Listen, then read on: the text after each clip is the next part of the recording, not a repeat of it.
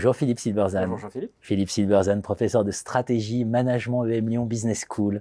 philippsilberzan.com, c'est votre blog où vous publiez chaque semaine un papier qu'il faut lire. Voilà, il faut vous lire. L'État entrepreneurial est une chimère. Alors là, vous dites l'État, en fait, n'est pas fait pour être entrepreneur.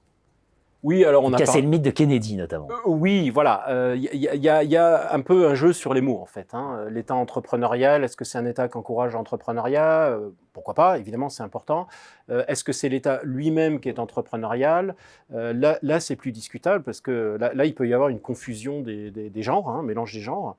Et il y a cette référence, effectivement, à Kennedy, qui lance le programme spatial, et donc a été évidemment une réussite extraordinaire, et ça donnait une espèce de nostalgie pour ces grands projets lancés par l'État, avec cette idée que l'État voit loin, que l'État va faire le long terme, et que de ces grands projets va ruisseler toute une série d'innovations, et on finit par nous expliquer qu'au fond, Apple n'a rien inventé avec l'iPhone parce que les technologies qu'il y a dedans ont toutes été inventées avec des programmes lancés par l'État.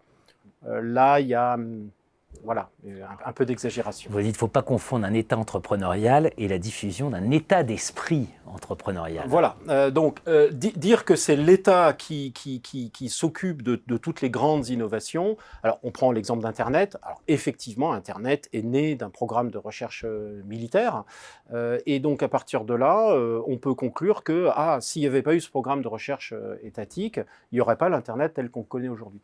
C'est quand même oublier que Internet, effectivement, est né d'un programme américain, de l'armée américaine dans les années 60, et que rien n'a été fait avec Internet pendant les 30 années qu'on suivit. D'accord ? Jusqu'au moment où Internet a été pris en main par des entrepreneurs pour donner ce qu'on connaît aujourd'hui. Donc, voilà, oui, effectivement, il y a eu de la recherche publique, et c'est super, en amont, et c'est très utile. Mais on ne peut pas dire que s'il n'y avait pas eu ça, il n'y aurait pas d'Internet aujourd'hui. Je vous lis, dire que l'État ne doit pas être entrepreneurial ne signifie pas qu'il ne doit avoir aucun rôle, bien au contraire. Sous-entendu, oui, il y a quand même une place pour l'État et la question de l'entrepreneuriat. Oui, sur la recherche fondamentale, je crois qu'il n'y a pas de débat là-dessus. Il y a des recherches en astrophysique, enfin, dans tous ces domaines-là. Alors, surtout en France, parce qu'il y a peu de financement privé très très important. Aux États-Unis, c'est moins problématique parce qu'il y a des... On le voit par exemple dans le domaine de l'hydrogène. Je crois que l'année dernière, il y a eu 8 milliards de dollars d'investis juste dans l'hydrogène. Donc l'État a un rôle à jouer dans la science fondamentale. Bien sûr, je crois que là aussi, il n'y a pas de débat là-dessus. Mais après, c'est souvent les entrepreneurs qui vont faire que des éléments de science sont pris et transformés avec une véritable création de valeur. Et ça c'est parfois des processus qui prennent beaucoup de temps.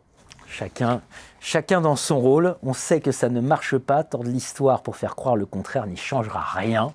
Voilà, donc ne nous reposons pas sur l'État, ne nous berçons pas d'illusions sur l'État entrepreneurial.